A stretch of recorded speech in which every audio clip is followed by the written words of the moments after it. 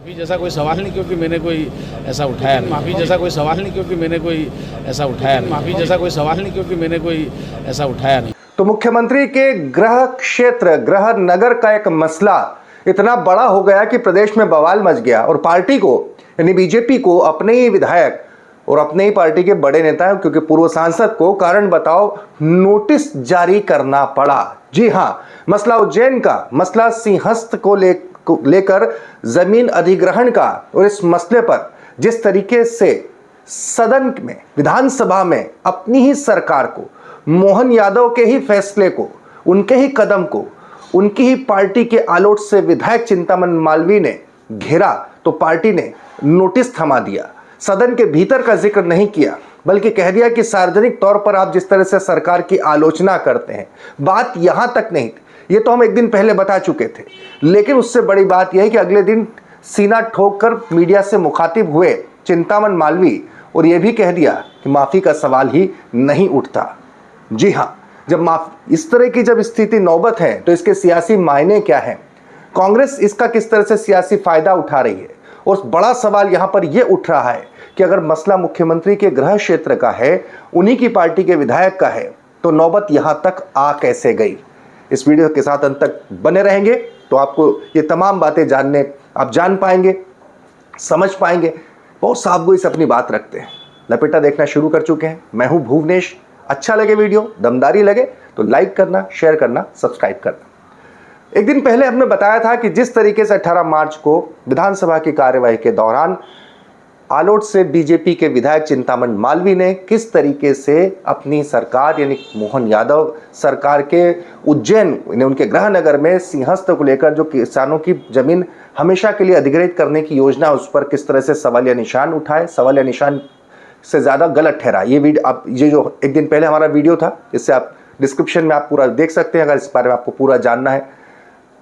हमने इसी में बता दिया था सबसे पहले कि बीजेपी ने इस मसले पर 23 मार्च को कारण बताओ नोटिस जारी कर दिया। ये नोटिस आपकी स्क्रीन पर है। नोटिस में साफ है कि प्रदेश अध्यक्ष वी डी शर्मा ने जारी किया है प्रति चिंतामन मालवीय, प्रदेश उपाध्यक्ष बीजेपी। कुछ समय से आपके द्वारा सार्वजनिक स्थानों पर पार्टी पर सरकार की आलोचना की जा रही है। आपके वक्तव्यों और कृत्यों से लगातार पार्टी की प्रतिष्ठा को आघात पहुंच रहा है। आपके इस आचरण से सरकार और पार्टी की छवि पर प्रतिकूल प्रभाव पड़ता है, जो अनुशासनहीनता की श्रेणी में आता है।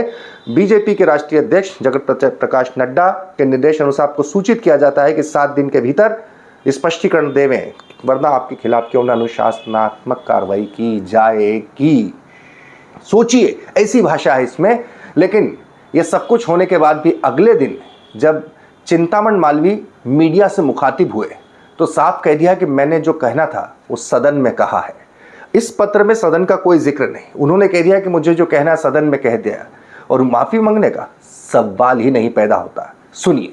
जो भी मैंने मुद्दा उठाया वो विधानसभा में रख दिया है और मैं सदन को अवगत कराना चाहता था। सदन उससे अवगत हुआ और उतना ही पर्याप्त है। आपको शोकाज नोटिस भी दिया है बीजेपी? वो मुझे अभी प्राप्त नहीं हुआ है। जब प्राप्त होगा तो फिर उसके विषय में बयान। नोटिस मिलने के बाद में क्या आप माफ़ी मांगेंगे पार्टी से या कुछ? अभी कुछ तय नहीं है पार्टी और मेरा विषय, लेकिन माफ़ी जैसा कोई सवाल नहीं, क्योंकि मैंने कोई ऐसा उठाया नहीं है। कांग्रेस पार्टी तो बोल रही है कि हम चिंतामणि जी के साथ में हैं, उज्जैन जाएंगे, वहाँ साथ ही आरोप लगा रही है कि भू माफियाओं को बढ़ावा देने के लिए वहाँ पर सिंहस्थ की जमीन का अधिग्रहण किया जा रहा है। इसका जवाब कांग्रेस ही देगी, ये मेरा विषय नहीं है। वहाँ के किसानों की अगर बात की जाए तो किसानों की क्या स्थिति है? किसान बहुत परेशान है, आंदोलन कर रहे हैं और किसान आंदोलन समिति बनी है और मुझे लगता है कि इस पर पुनर्विचार होना चाहिए। अब बड़ी बात यहां पर यह है कि घमासान की नौबत अगर इस स्तर की है तो यह संवादहीनता नहीं है क्या? बीजेपी को मुख्यमंत्री के गृह क्षेत्र का मसला है, बीजेपी के ही मुख्यमंत्री, बीजेपी के विधायक है, दोनों एक ही जगह के हैं। हो सकता है पुरानी बातें हो, पहले नहीं पड़ती होगी, लेकिन अब मुख्यमंत्री का सवाल है। बात तो मुख्यमंत्री की इज्जत का भी सवाल है, क्योंकि ये योजना वे ही लेकर आ रहे हैं। और इस मसले के ऊपर उन्हीं के पार्टी के चिंतामन मालवीय खुलेआम सरेआम कह रहे हैं कि कोई माफी मांगने वाली बात नहीं है। तो ऐसे में बीजेपी के नेतृत्व को सिर्फ एक औपचारिकता के नाम पर यह नोटिस जारी करने से कहीं ज्यादा बेहतर नहीं होता कि दोनों उनको बिठाकर विश्वास में लेकर उनके साथ बातचीत की जाती। बहरहाल इस पूरे उठापटक ने कांग्रेस को एक बार और मुद्दा दे दिया।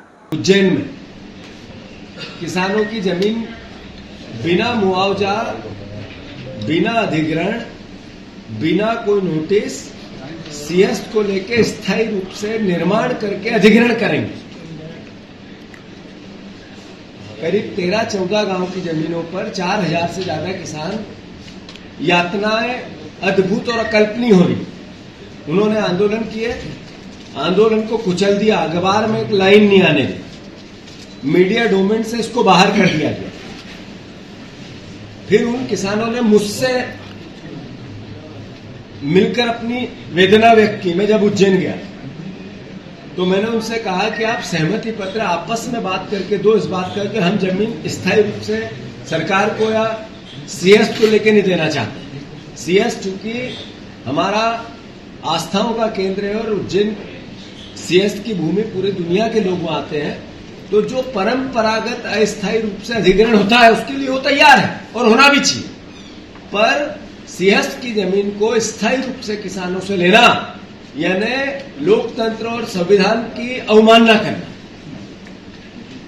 दूसरा, मैं साधुवाद देता हूं चिंतामणि मालवीय जी को, धन्यवाद देता हूं कि उन्होंने बिल्कुल विनम्रता से सरकार के संज्ञान में सदन के पटल पर एक अच्छे जनप्रतिनिधि के रूप में उस पूरी भावना को लेके आए, वो मैंने भी सुना।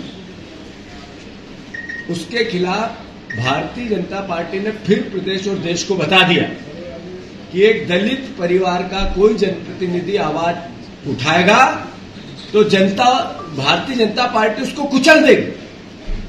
किसान के लिए किसी जनप्रतिनिधि ने आवाज उठाई तो भारतीय जनता पार्टी को यह सहन नहीं होगा।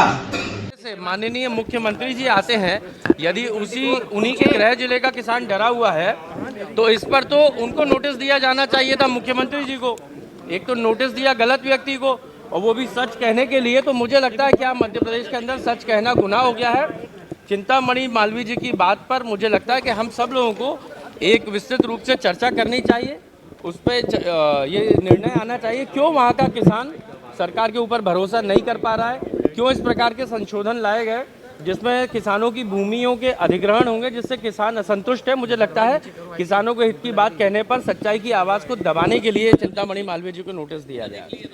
देखने की बात है, 7 दिन का वक्त है। बीजेपी के प्रदेश अध्यक्ष वीडी शर्मा ने जिस तल्ख लहजे में ये नोटिस जारी किया, उन कारण बताओ नोटिस, शोकाज नोटिस जारी किया, जिसकी प्रतिलिपि में तमाम दिग्गज हैं, राष्ट्रीय अध्यक्ष जेपी नड्डा से लेकर बीएल संतोष जी जो कि राष्ट्रीय महामंत्री संगठन है, शिव प्रकाश जी, अजय मोहन यादव जी, अजय जामवाल जी, महेंद्र सिंह जी, सतीश उपाध्याय, पूरी नाम हितानंद जी, इन सब के बीच में आखिर ये नौबत अगर आ रही है तो ये क्या बताता है, पहली बात। और इन दूसरी सबसे महत्वपूर्ण बात यह है कि इन सब के बीच में बड़ा सवाल ये कि क्या, क्योंकि आपने सुना होगा जिस तरीके से चिंतामणि मालवीय दावा कर रहे हैं कि उनकी तो 13 अखाड़ों से बात हुई है, उन्हें तो जमीन की आवश्यकता ही नहीं है, तो कहीं अब सवालिया निशान इस योजना पर तो नहीं लग रहा है कि क्या वाकई में 3, 4 या 5 महीने के लिए होने वाले सिंहस्थ के लिए, जो कि 12 साल में एक बार होगा, उसके लिए हमेशा के लिए किसानों की जमीन अधिग्रहित करना, इस योजना कितनी उचित है। चिंतामणि मालवीय के इस पूरे एपिसोड ने इस पर भी सवालिया निशान जरूर खड़ा कर दिया है। तमाम खबरों के लिए द लपेटा को सब्सक्राइब करें।